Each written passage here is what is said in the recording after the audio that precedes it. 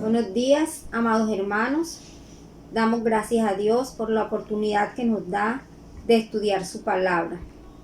Dando continuidad a la serie de enseñanzas sobre la práctica del perdón, hoy desarrollaremos el tema el perdón como instrumento para ganar a nuestro hermano ofensor, basado en el Evangelio según San Mateo, capítulo 18, versos 15 al 20.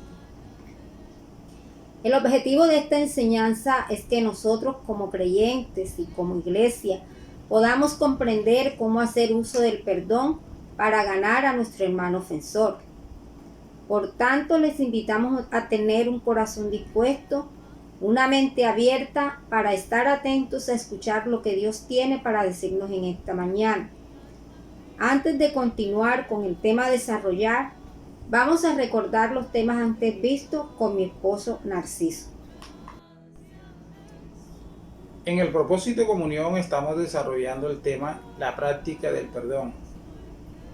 El primer tema desarrollado fue definiendo el perdón y aprendimos que el perdón es un cese total de sentimientos negativos hacia el agresor y una concesión personal que nos libera del agravio. También aprendimos que perdonar significa descartar voluntariamente nuestro resentimiento por haber sufrido una injusticia. El segundo tema desarrollado fue esperando con anhelo la plenitud de la redención de Jesucristo. Y aprendimos tres cosas esenciales en ese tema. La forma en que el creyente reconoce el perdón de Dios tiene que ver con guardar con temor los mandamientos o los mandatos de Dios a fin de llevar un estilo de vida que adore y glorifique a Dios.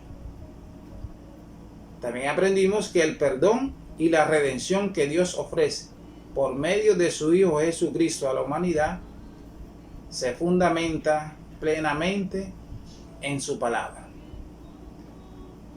Y como tercero, al igual que el salmista, el creyente hoy debe responsabilizarse de dar a conocer al Dios misericordioso, el cual ofrece redención de pecado para salvación y vida eterna por medio de nuestro Señor Jesucristo. Y el tercer sermón o la tercera enseñanza estaba titulada El perdón de Dios a pesar de la infidelidad de su pueblo. Esta enseñanza fue desarrollada por nuestro pastor Olger González. Y aprendimos que fuimos retados a pensar qué tanto se parece la hoja de vida de Jerusalén a la nuestra.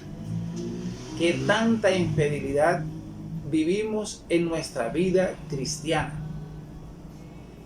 Qué cosas, pensamientos, personas prostituyen nuestra vida y nos alejan de nuestro Señor Jesucristo.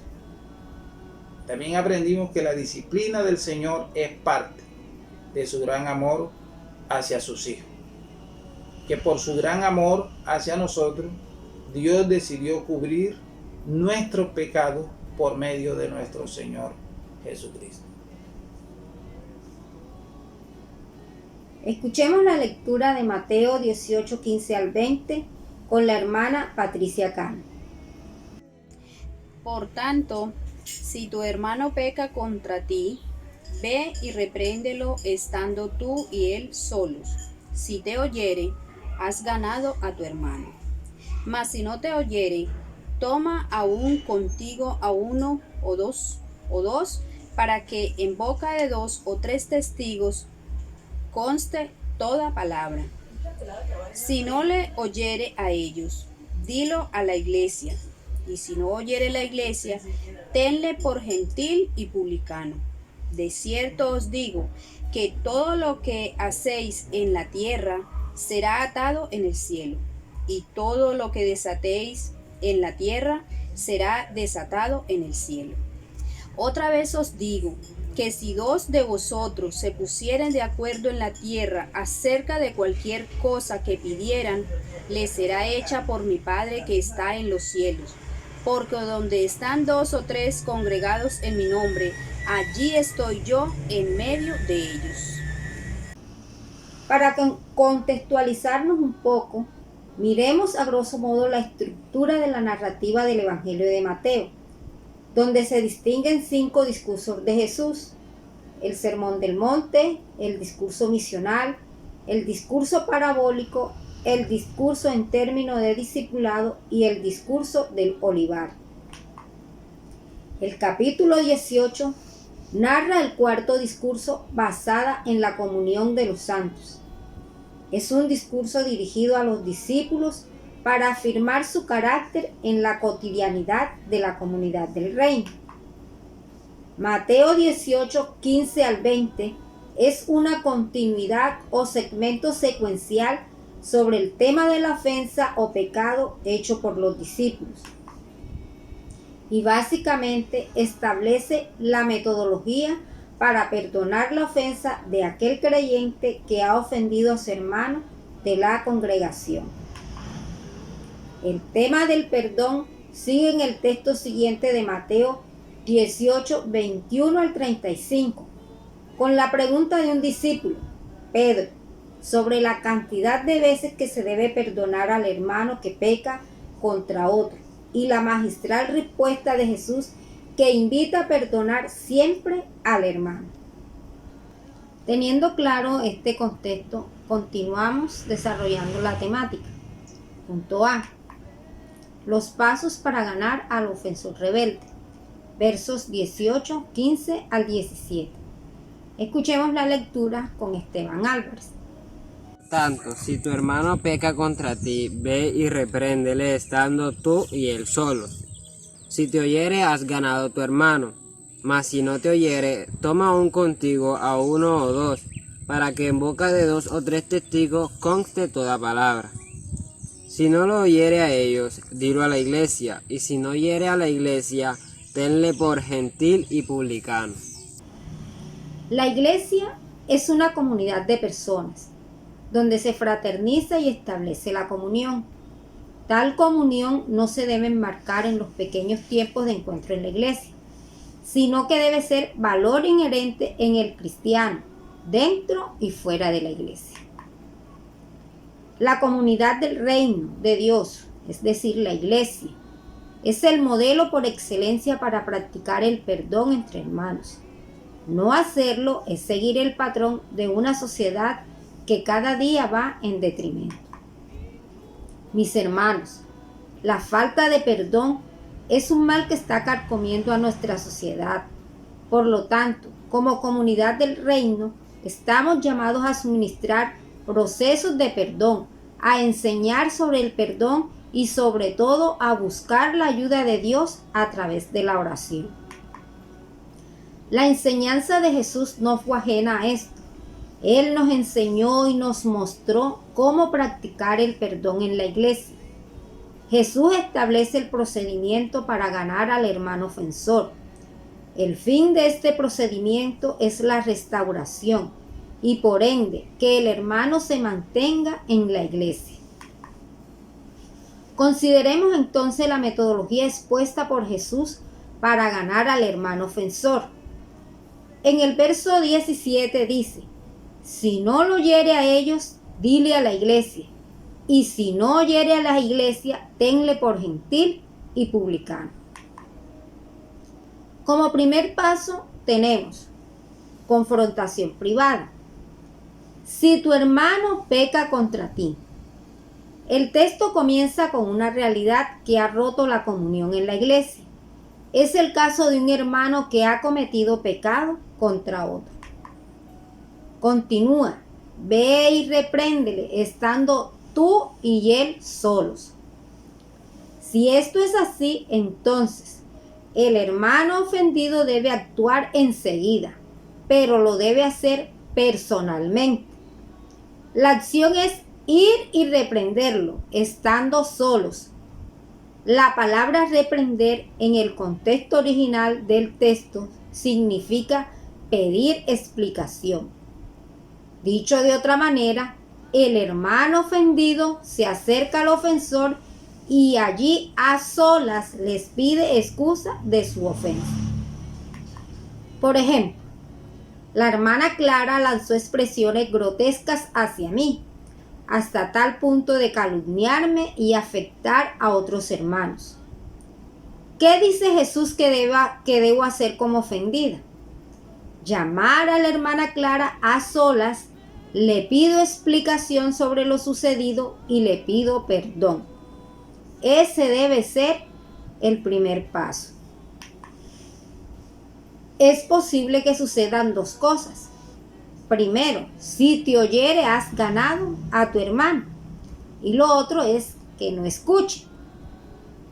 Si te oyere, has ganado a tu hermano. Si el ofensor acepta que ha agraviado a su hermano, entonces el resultado ha sido interesante. Se gana el hermano. En efecto, si el ofensor oyere atentamente, entonces habrás ganado. Mateo factiblemente está pensando no en castigo para el ofensor, sino en su recuperación para Dios y la iglesia. Hermano es cualquier integrante de la iglesia, es decir, los que han creído en Jesús y hacen la voluntad de Dios.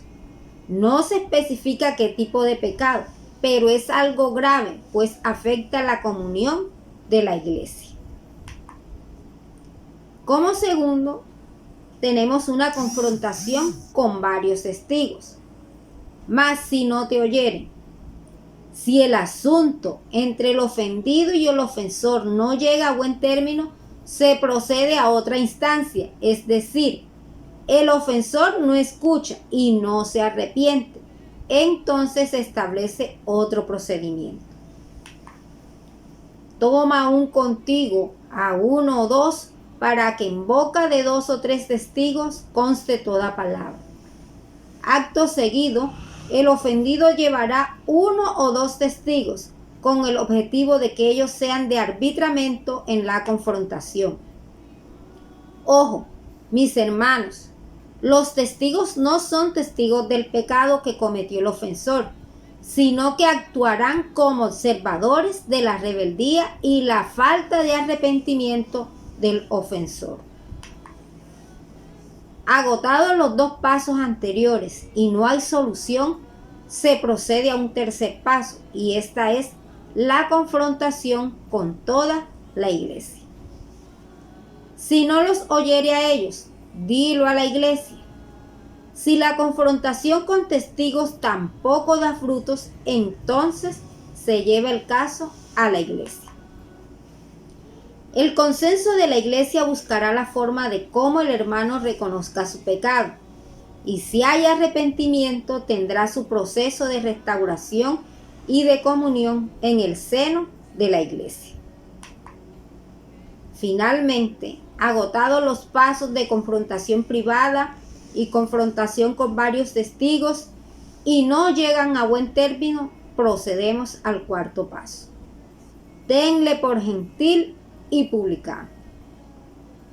Si el hermano ofensor delante de la iglesia no tomare ninguna atención sobre el pecado cometido a su hermano, entonces, bajo el consenso de la iglesia y la voluntad de Dios, se le equiparará como un gentil, pagano y publicano. Gentil y publicano en el contexto judío eran rótulos que se le daban a aquellas personas que mostraban cierta rebeldía al Señor y al pueblo de Israel. El resultado para aquella persona ofensora era la excomunión de la iglesia. Esta excomunión tiene diferentes interpretaciones. Puede ser, por un lado, que el hermano era objeto de expulsión de la comunidad, o por otro lado puede ser que la expulsión fuese una exclusión espiritual, la cual se consideraba una muerte espiritual, pues no se considera benefactor de la comunión de la iglesia. Al comparar al ofensor como un gentil y publicano, Se está diciendo que ese ofensor rebelde e incrédulo necesita urgentemente arrepentimiento para poder gozar de la comunión con sus hermanos.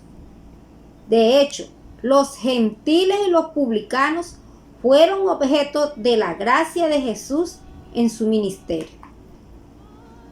Aquellos que afirman ser seguidores de Jesús y no confiesan su pecado, reflejan que no son verdaderos integrantes de la familia espiritual de Jesús y en consecuencia pierden su derecho a pertenecer a esta comunidad.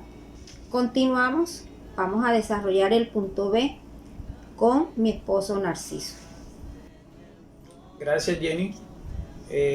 Vamos a escuchar entonces Mateo capítulo 18 del 18 al 20 con nuestra hermana Jenny Herrera. Mateo capítulo 18 versículos 18 al 20 dice: De cierto os digo que todo lo que atéis en la tierra será atado en el cielo, y todo lo que desatéis en la tierra será desatado en el cielo. Otra vez os digo que si dos de vosotros se pusieren de acuerdo en la tierra acerca de cualquier cosa que pidieren, les será hecho por mi Padre que está en los cielos. Porque donde están 2 o 3 congregados en mi nombre, allí estoy yo en medio de ellos. En este punto vamos a mirar 3 subpuntos. Y el primero es la comunidad que busca la voluntad de Dios para disciplinar. El consenso de la iglesia es vital para decidir sobre la vida del discípulo o creyente que ha cometido una ofensa en contra de su hermano. La iglesia es la encargada de poner todo el peso que requiere para disciplinar al ofensor. Ahora bien, la iglesia debe, en primera instancia, buscar la voluntad de Dios para así proferir la disciplina correspondiente.